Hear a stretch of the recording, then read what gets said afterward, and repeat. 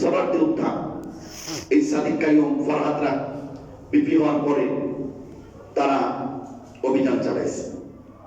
দেখেছেন সরারদি উদ্যানটা, পুরা সরারদি উদ্যানটা হলো ঢাকা ইউনিভার্সিটির পাশে। এটা হলো গাঁজা খাওয়ার জায়গা, ইয়াবা খাওয়ার জায়গা, এটা হলো ধর্ষণের জায়গা, দেওয়া ব্যবসার জায়গা। বলেন কোথায় নৈতিকতা? ভার্সিটির মেয়েগুলো, কিছু কিছু মেয়ে তারা দেওয়া ব্যবসা করছে। নৈতিকভাবে আমাদের সন্তানগুলো কত অবক্ষয়। আর এই সমাজ কিভাবে আপনি একটা সুন্দর সমাজ গঠন করবেন যেখানে সমাজের যুব সমাজই ধ্বংস হয়ে যাচ্ছে? আপনি পরিবারগুলো তত্ত্ব তালাশ করেন। এক এক পরিবার, এর আগে আমি বয়ানটা করেছি না যে এই যে হাজার হাজার পরিবার বনশী মার্কেটে যাদেরকে আপনি চিনেন, এই পরিবারগুলোর বাচ্চা কয়টা আপনার চিনা জানা পরিবারের মধ্যে কয়টা ছেলে সুশিক্ষিত হচ্ছে? তো আগামী নেতৃত্ব তারা দেবে, কিন্তু তারা কি হচ্ছে? কিশোর গ্যাং। আজকে আমরা সবাই ভয় পাইতেছি তাদের।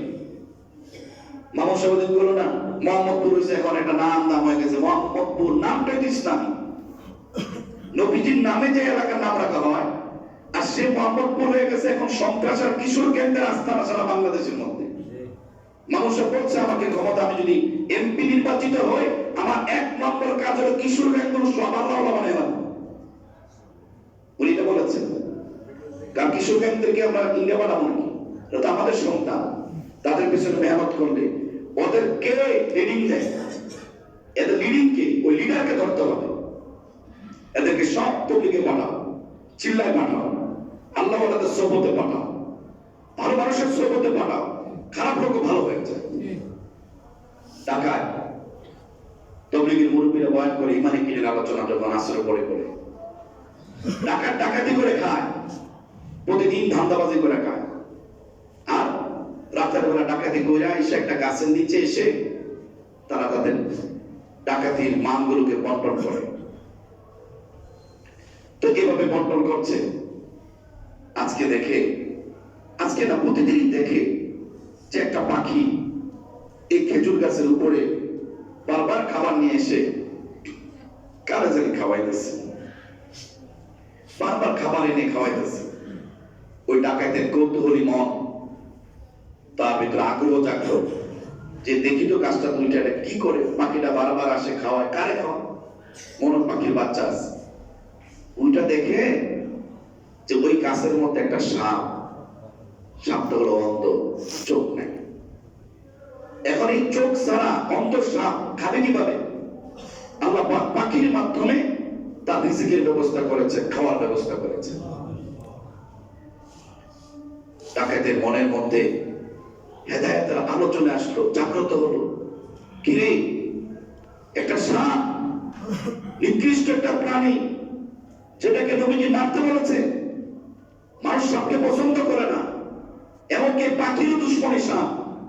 সাপও তো পাখিকে ধরে ধরে খায়, আর সেই পাখি তার দুশ্মনকে, অন্ধ দুশ্মনকে বাইরে থেকে খাবার এনে এনে খাওয়াচ্ছে। আর আমি তো আশরাফুল মাখলুকাত, 18,000 মাখলুকাতের মধ্যে শ্রেষ্ঠ মাখলুক হলো মানুষ। কেউ বলেছে 20,000 মাখলুকাত, 20,000 মাখলুকাতের মধ্যে শ্রেষ্ঠ মাখলুক আমরা মানুষ। কেউ বলেছে 40,000 মাখলুকাত, 40,000 শ্রেণীর মাখলুকাত আছে, তার মধ্যে আমরা মানুষ হলাম শ্রেষ্ঠ। তাহলে আমরা মানুষ শ্রেষ্ঠ হওয়ার পরে যদি আমরা ডাকাতি করে খাইতে হয়, হারাম পন্থা খাইতে হয়, আর এই অন্ধ সাপকে যদি হালাল ভাবে যদি পাখি দিয়ে খাওয়ায়, তার দুশ্মনকে দিয়ে খাওয়ায়, তাহলে আমি আশরাফুল মাখলুকাত মানুষ, আমি কেন ডাকাতি করে খাবো? আমার খাওয়ার ব্যবস্থা আল্লাহ পাক হালাল ভাবে করবে। ডাকাতি ছেড়ে দিয়েছে, আল্লাহ হয়ে আছে। শুনেছেন না? বাদশাহ সন্তান, সে নিজে বাদশাহ, বাদশাহ পোলা পাইতো বাদশাহ হয়। একবার তার ঘোড়া হারিয়ে গেছে, ঘোড়া খুঁজতেছে। ঘোড়া তো অনেক প্রিয়, নবীজিরও ঘোড়া প্রিয়। আপনি বিভিন্ন হাদিসের মধ্যে লাল ঘোড়া, বিভিন্ন রকমের দুমিয়াত ঘোড়া, কপালের মধ্যে একটু সাদা, পুরা ঘোড়াটা লাল, এটা খুব পছন্দের ঘোড়া। আপনার কপালের মধ্যে একটু সাদা, পুরা ঘোড়াটা কালো, এটি ভালো ঘোড়া, এটা গর্ব। এটা বাহন, এটা গর্ব। সুতরাং এখন তো ঘোড়ার বাহন, আগে ছিল ঘোড়ার বাহন, বাহন হিসেবে ঘোড়া চলতো, আর এখন বাহন হিসেবে মোটরসাইকেল, এখন বাহন হিসেবে গাড়ি। সুতরাং প্রত্যেকটা মুসলমানের গাড়ি থাকবে, প্রত্যেকটা মুসলমানের গাড়ি থাকবে, প্রতিটা মানুষের গাড়ি থাকবে। কারণ নবীর জমানায় কোন সাহাবী ছিল না যার ঘোড়া ছিল না।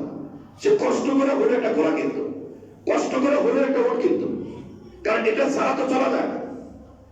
আজকে আপনার বউ নিয়ে যাবেন বাসে, ড্রাইভার ব্রেক করবে, আপনার বউ সিটকে বলবো আরেক বেড়া